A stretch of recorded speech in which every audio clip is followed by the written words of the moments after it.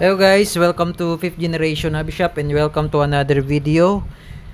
Magvi-video tayo ngayon ng KG Works KP06 High Kappa Paul Metal Green Gas Powered Airsoft Pistol.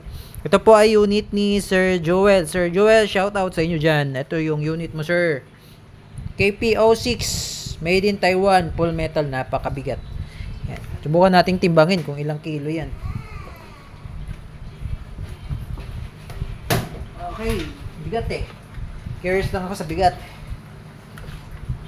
Natin ilang kilo.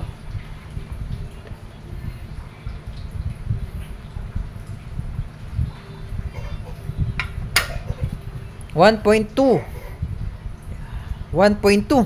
Bigat ah. Okay, full metal, bigat. Magazine niya ay 30 rounder capacity, yan yung magazine niya. KP06 KG Works. Ayan, High Kappa Paul Metal KP06. CO2 ready. Kung meron po kayong magazine na makuhanan, wala tayong magazine ng CO2. Kung meron kayong CO2 na magazine, pwede siyang CO2. Okay? CO2 ready siya. Green gas po ito magazine na to. So pwede siyang 14. Pwede siyang 14. So, magkasama na siyang 14. Tapos, meron siyang 25.25 grams. Bala, 3,000 shots. Okay? So, KG Works. Made in Taiwan. Ayan. Semi-automatic. Yung box. Ano pa mga kasama sa box?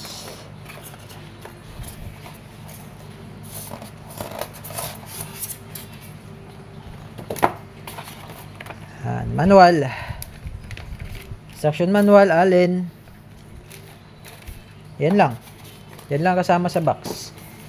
Bukod sa green gas, tsaka sa bala. Okay? So, lagyan natin ng gas. Tingnan natin ilang EPS to. Kasi long barrel eh.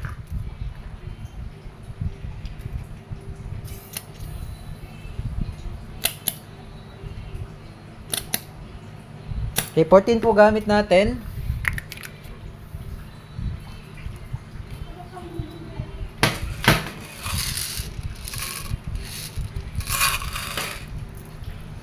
Gamit natin na gas. Ito po, ang bala natin ay 0.20 para sa chronograph testing. Ayan, KP06 Paul Metal, naka-magwell na, fiber optic sight. Ayan, fiber optic sight, front and rear. Ayan. Ang barrel nito, ang haba ng barrel nito ay 6.0, para siyang IREX din. 6.0. Ayan. Beaver tail safety, ambidextrous, manual safety. Ayan, ambidextrous. Tapos, ito. Check natin safety pala. Okay, working. Safety off. Beaver tail, pag hindi naka-push, hindi rin siya gagana. Okay. So, ayan. Yung kanyang loading nozzle, naka-anti-freeze na siya. Sa magazine, hindi pa. Yung loading nozzle, anti-freeze na. Ayan. Okay.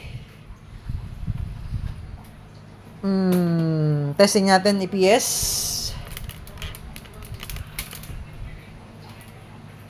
Okay.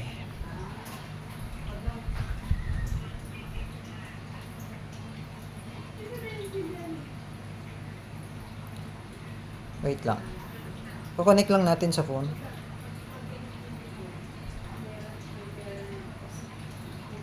Okay. Ay, nakakonect? Hindi nakakonect. Wait lang.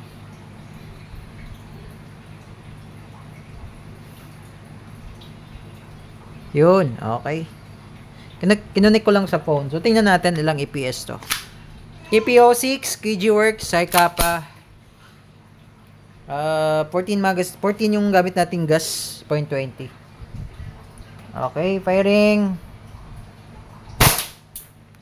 Oh, lakas ah. Lakas palo. Lakas ng recoil. 359.4. Ang ganda. Lakas ng palag. 364. Lakas din. 358.5.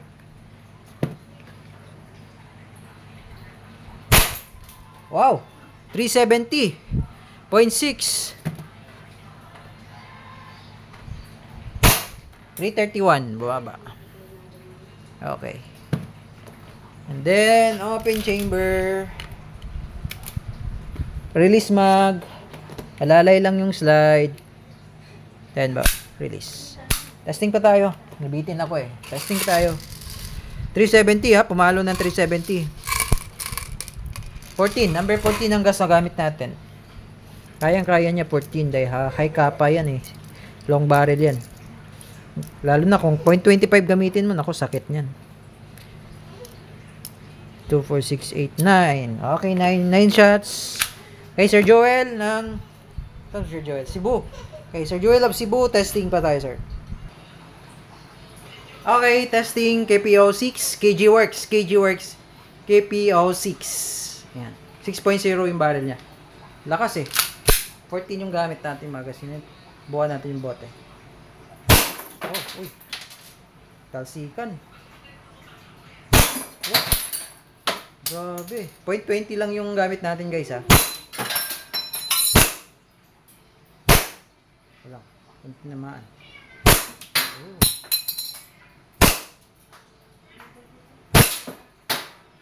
Wow, lakas. Grabe. Oh.